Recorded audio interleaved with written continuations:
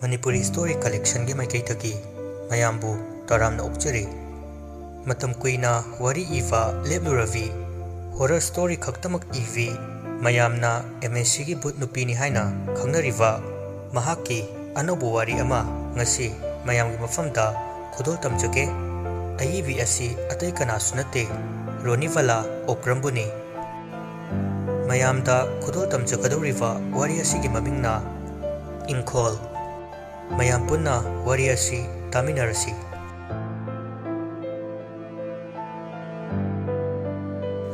nungthi nongmangba ahingni khava John amadi athauba makoi ahum mamanava amagi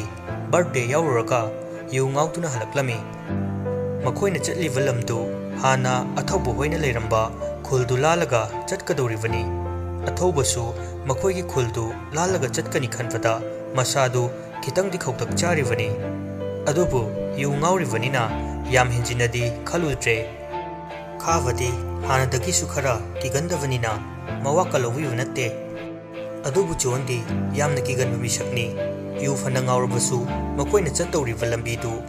mamangi thokiva thodoksinga adu mamitta urakpagum tawri du khyau khyau chongi masadu adubu masa mathanta fathajaduna kaisu tawdava saduna lei matamduda miyoi kaya ama khuldu thadoktuna chanakravani adubu karisu tawtre haiduna midi khara khara taba horavani madu oiravasu athauva jondi hanagi thodoktu adum mamitta uraga leiravanina kharadi khokta chajai khavati imphal machani makhoi gi lekai da athauva amadi John mayum hongatuna leiva chahi taret faravani makhoisu makhoi gi hanagi khunduda chattavasu kuiravani ngasai lakhiva adusu lambidu asomda koiraga lakpani adubu thengdokhivasida chattava yadaduna khuldu fawraga lakpani asum lakpada khundugi khunjin yorakle khara yoraklaga garidu asum thorambadagi chap lefki khava hanakan start tawnava khotnari adubu yabu ko bolete khavana bai amtu komo aduga thawga yawribra amte yengo Jondi kharaga kiraga leivaduda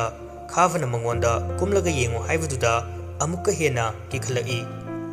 Jondu khavada dumak yengduna lei adu ufada khon kalapna kaino nangna sum yenglei dubo chalo kumo John kina gari gi thongdu tapna hangdoklaga makoktu hana lithoklaga akoivaduda leidun yengi khanghaude mana nakan amada leithoklaga yenglufada mi ama chenkivagi saum phanglami hoima asi hairaga thongdu satlon silaga John mathawak ta paiduna thakatkiva mihundu fathajai John gi matautuda khavaga thaubaga makhoini yengnei athawbana bai kaidawre khavasu sauningna nufana du kigalido kaigino ha hojikti kasu tawdravane mi loinama kasu tawdrena leinarisidi nangna sugyamna pangdridu kaino ha John sor thavet honduna kina hairaklami noi oirasu hojiki dudi pakatni khangbra khavana taningde nupani kaina matamdudadi yam thona fana yaukhidaine nangso ha ikoi ani khak nateva nangsu yaurivane haw sabdo asi hairaga athauwa amadi khava yengnaraga maya arai khai kathoklaga khangna noi adubu John di masadu hojik tawkhiva mamangdu ukiva thodoktu ningsinglaga hena kiba helai tanjadumaktadani khara laptakna nupi ama chatlivadu athaufana nokluraga yengkhalakpada urai athauba kivadi faude nishagi mayaiduna khavada khuning tak ilaga yengu haibagum ingit tawri khavasu athaubana yengleba maikaiduda yenglai adubu karisu ude amuk athaubadi yenglai athaubasu khavada yenglaga amuk yengthokluvada kanasu leiramde athauba swailawi karisu haiduna fat kumtharaga gari du kai yadrivano du sat yengi adubu thau yoramdabu oirami athauba khavada onsilaga oh shit nang asai yenglaktrabase khavana as aisu bab oirudrene kamai tawni sidia swaida dukan leite jalo athaubana sak side pungama taradabu nafagi dukalo khavana noi khulnina dukan mapu khangnaba leitro mayum changlaga laurusi ai sida leramge jonavani lauro us sahi taruk tare thadoklaba khunsibu aina kamaina kana dukan famdi khangdoino khawaga thobaga mare yena lei tanjaduda laptakna mai musi nganbadu urai khawa madu urufada upai leire haivagum machindu haifet chinglaga noglai aduga athobada onsilaga upai madi leirene tu asi haiduna makhutu thilli athova ingthokluvada masu urai adubu ngasaidagi mana hana koilei leiraga yengbada karisu udraga hojikta ubasida masada khitangdi chingnei karigisu chingnaroi asuk thenglavasida kadaidagi maingal haiduna khavana se jonavani chalo aduga asida chalaga yumla dukala do ingthoro dukan oiro yum oiro thau phangpham hanglo chalo thenge athoba kaisu haidana jona gari manungda leikhiva duda kaubu changlai thongdu hangdokluvada jon leiramdre athoba ingakngakna kaino kaisu hairamdana kai chakrajano khavagi manakta changlaklaga jon leiramdre haivdu tammi khawasu ingangai makoi ani phone gi flash to thaladuna jon bu kawi adubu khumlakte kadai tana chatkrabano masina mo khavana farese nang sida leramo ai chalurage jon singlake laklagana leiminaramo ai thau thirugige asumna khawa mathanta bottle ama fairaduna chumchatki athobasu mathanta leiftuda khitang kiwa fauruklami jon dubu kadai chatkrajano masigi miki thisina marona ma mapan thokpaga muk chatkrajalane mai lakjarani da mapan sum lek leingam pote athoba gari manungda changduna fami man famlaga churup thake haiduna machinda churuptu thamlaga maikhe thirei makut amana maikhetu khetuna athobugi churuptuda chamlai athoba kaisu khande churuptu amuk anirak jinglaga churuptu chinglingaida athoba nungsit asawa khangyei masadu ihai hainadana churuptuda yenglakfada mamittu khanglaw lawthorai mana chingliwa churuptu hojikta chamkhivadu chamlamdre aduga maikhet khelakhivaduna kananu haina ngaihaktuda masadu tu khyau chongki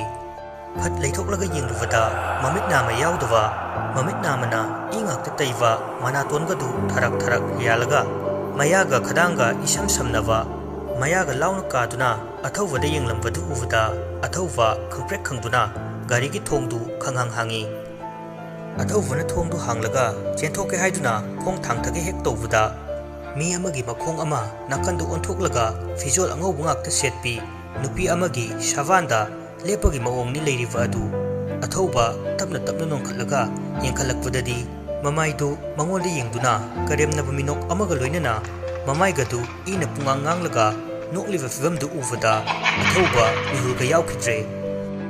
athobana makhada amuk shat yengtharakpada hanagu makhongdu maning mamang onthoknaraga lerami athoba amu yengtharakpadadi nupiduna athobabu khani yenglaga lerambaduda athoba chengi haiduna nakanda leithorakpada nupiduna amu mamai mapa chapchana lepaga leramba aduda athoba khanglaga maning hanbada hanglaga leiriva thong adugi machida yeiraga taki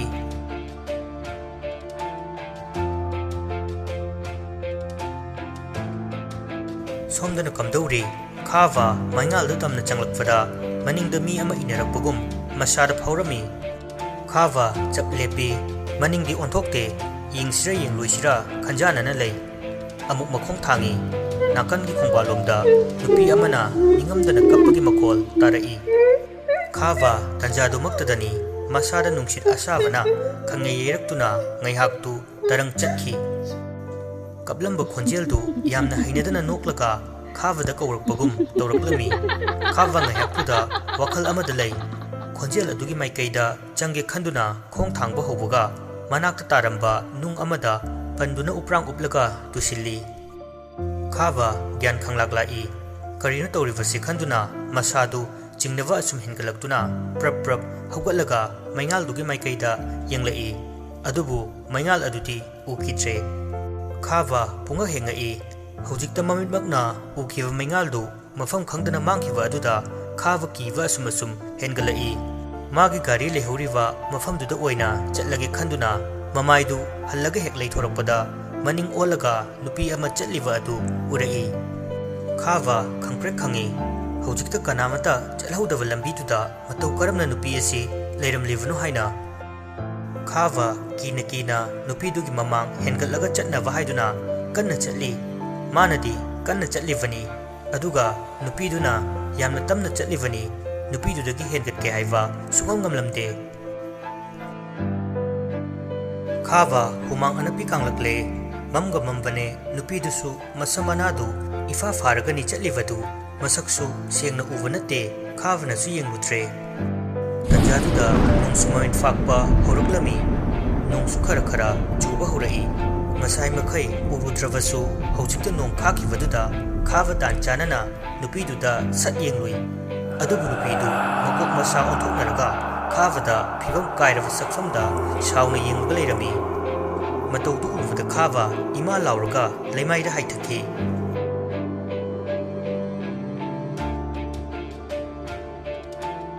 Somdana Athokpa nongna masada khara khara higlakpa aduda gyan haifel lai. Mafamdu puchi hekji ngaihakti makoktu paiduna anavadu khangjai. Isu khara thoklaga leiramba aduda amuka hena chaina fawba hengalai. Mafamdudagi khara laptakna John gi khonjelda laubagi makol tarai. Athokpa anava khanglambadagi makoldu kadomdanu haiduna manadu thangatuna tai. Amuksu yamna wabagi khonjelda kanbiyu haivagum laurakli.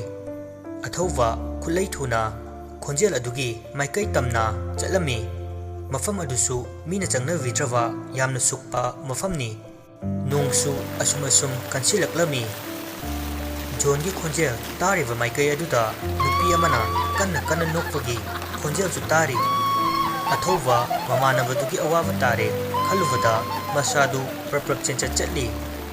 Nongnaga tarakpane lambidunaga sukpane mamnaga mamba asida Athokpa chatfam lambi gyan taraktre.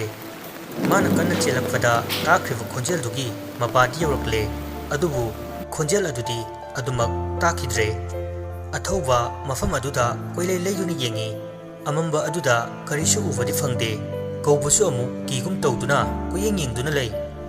Tanja aduda mahaki akoivada nupi amana nokmi tawduna manakta naksilaklaga manakongda noklamlaga akoivada paiduna leibagum tawi. Athokpa magi mihulnaga khara fattavane magi angawu mihuldu horuklami. He kanano sida sanaraga leise naril paadi aigi mang thoro amamba sida ingoda sanaraga leisi kaigino ha. Mana sound lauriba adu karisu kanade nokpadi asum hengalai. Athokpa mating thokna kanna amuksu launa hairei. Nangna aikoigi thawai launi khalivado kaidonungdusu ngamloi si uredana se asi haiduna mapamamda siriva chantradu ulli. Nangna kaidonungda aikoibu sokpa ngamloi aikoibu aki akhangna hanba natana nangna aikoibu hatfadi kaidonungda ngamloye. Wahai adu tavada noklaga akoivada koipai pairamba thawai adu sauna sabtra amaga loinana khajik churamba nongdu akha arauga loinana haitharai. Athokpa masu nongna pungso chulafani adubu thona hande. Thawai adusu sauduna Athokpagi mathakta pot kaya langi adubu panba ngamde. Manasu sokke haiduna kayarak tawi adubu ngamde. Thawai adu asauba amaga loinana kanna lauramlaga tumina leikre. Thawai aduna tumina leikivaga akhak arauga loinana churamba nong adusu lepkre. Tanja aduda Athokpagi maningda mi amana hevagi makol tarai. Athokpa makol adugi maikaida tapna changsilai. Mana changshinduna yenglubu matamdadi John oiramki. John oiramba aduda harauna. Bai, nang asaidagi kadaida leiruge? Nang thivda waravani ai. John bai, ai hospital da khara thuna puro. Ai am ware. Kaino nang ngangidubo yumda haladavne. Hospital da di kai chatoino. Lao, gari gi manakta chalase. Asumna Athokpana John bu thangatke tawbada John du chaina khol fawbugum khanglaw laurai. Ima khanglaw laurokpa aduda Athokpana kaidorage haina hangbada John di karisu khumlakte anavagi chaina khangpada. Mamanavadu Athokpana karisu uba natrava aduda amuksu thangatke tawi. Handakti John du sor chauna kholai. Athokpa pakhatna. Bai, kaidroge? Ha, kaidroge hayo. John du wana bai ai yam wari bai asi hairam laga John du tumina laikre athauwa John ki mamaida pak thajinduna he bai kaino nang tumi laise bai nang kedroge ha athauwa John ki masadu koima maduna yengi mana asum yenglaga chatharakpudadi mana ngariwa udugi anemba masa tekivagi machin tumthoklaga leiriwa aduda managandu faureng lengaga mabukta fauthoktuna leirami athauba madu thengnaruvada masadu khangpre khangduna John gi manaktagi famsit situna khara chathokki matau karamna madi mafam sida phibam sida leiramlibanu haina wakhalda khalai athauba John gi masadu lokthoklaga hakchangdu pamkhatuna makhoina khamlamba gari dugi manaktamna lai athauwana gari dugi manak yorukpada khaba hojik fawwa laklamdri athauwa John gi asiwa hakchangduga tawfam khangdalai mamaidusu ngasai khavna chatkiwa maikairomda hanjin yengi nong takivana lambi adusu inan nalagalai asum lakmalaktabaduda John gi asiwa hakchangdu gari manungda thamlamlaga athauwa khavna chatkiwa maikairomda laklami athauwana asum lakpada laptakna karigumba ama leibadu ui athauwa sum tapna changsilai mana khara yoksilakpada mi amagi savanda ufsilaga taduna leiriba adu ure maha prap changsilaga taduna leiriba adu de yengi mamai ufsilaga leiriba du longthoktuna yengbada khaba oirambada athauwa masadu khangpre khangi kamdौना मादी सिदा तादुना लेरमलिवा अथौवना खाबबु ग्यान लाक्नवा कदना होनै खावा फनकुइना ग्यान ताद्रब मतुंगदा अथौवना ग्यान तारकनवा कन्न होनबदा ग्यान लाक्ले खावा अथौवदा ममित्तु तपना पांगलगा यंगलई अथौवगी मनिंगदा माना ngasai उखिवा सप्त्र थीरवा नुपी अदुगी सकफमदु नुकमी तौदुना अकीबा मओंगदा लेरंबा अदुदा खावा फुकौगलगा चेनखिगे तौई अदुबो अथौवना ताप फारगा bai kaino nang toldubo खावा yam kina bai nang tungda अथौवा सत ओंथोकलगा yengi अदुबु कनासु उदे bai nang bhamna oirambani nangbu kaidururage kamaina nangna sida leiramisina अथौवा नुंगाइतबा सकफमदा अमु मखा तारई करी मतौनो ngasi siu bai इखोइगी मरक्तगी जोन इखोइबु थादोकलगा हाइबा लोइद्रिङै अथौवदु कबलई अथौवदु ngसाइदगी खांजिलंबनी अदुबु ममानवा खाबगी मतौदु उरगा अमुक्का हेना खांगमु ngamdre मखोइना तौरुबना मखोइना फंगजे हाइबदुनी हुजिक्तदा ममानवसिंग अदु अरानबदु खंगलकलमी अदुगा कपखलई खाबसु जोन लेट्रे हाइबा पाउ ताबदा इंगंगई bai kamdौनानो अथौबा कपलगा अइसु खंगदे bai kamdौना थोख्रिबनो असी हाइदुना ngasai mana thengnakiwa John ga kamdौना thengnakiwa wari pumnamak khabra tamlami bai aikoina mamangda tokhiba thabaksingduna ngasidi aikoigi maraktagi mitin namudi John makoi anisu leikidredana hayeng aikoina John gi pausi mamada karamna tamgani aikoina tawbana aikoina fangjabane hojikti nanga aiga khaktangai hore aikoi vanisu nongmadi soidana mahakna hatkrani खावा वादु तावदा मसादु हुमांग अनपि कांगी मपाम्बोमदा कोइमा मादुना येंगी अदुगा किरंबदगी हरावबगी मिनोक अमा नोकलगा अंगावबुगुम नोक्तुना मपाम्बोमदा सिरेवा जंत्र अदु अथौवदा उल्लदुना तु एखोइ वानिदि मसि सिरेवसिदि जोनसु सिरमलिदुदि माना अमुक हन मफमदुदा चलरोय हाइना थवा सादना लंथोखिवने नंगा एगदि सिरेसिदि माना करिसु तौरप ngamloi अदुगा मादी मफम सिदगिसु हेंदोप ngamloi एखोइना जंत्र सिरे हाइदुना थवा सारुदबगी ngasi mafam sida laklubagi soivane matungdudi aikoi mafam sida amukhana chalaroisi aduga mamukulagi naktasu nonga chalusi lao thau phangdre aigi gari maningda bottle amadi leivani madugi thaudu yaurivra yaudavra gyan tade amutadi yengsi hana sijinagi khum tawbani isu chasilao asi haiduna mawani gari dugi manak tamna lai gari du hangluvda jongi asiwa hakchang du uvda athau amadi khava khitangdi aki phawi karigidi phawroi makoida aki khangnang haliwa kaya sing asi makoina haluriwa nupi adugi thawaiduna aki akhang nanghalibani aduga manakta asiba hakchang amaga leminaragabu fana mi halurabusu mamanavagi asiba hakchang du uvada akiba phawribani pungdi ahum mukta silakle makhoi ani do makhut samnaraga gari ki maningi thong adu hangnaba lakle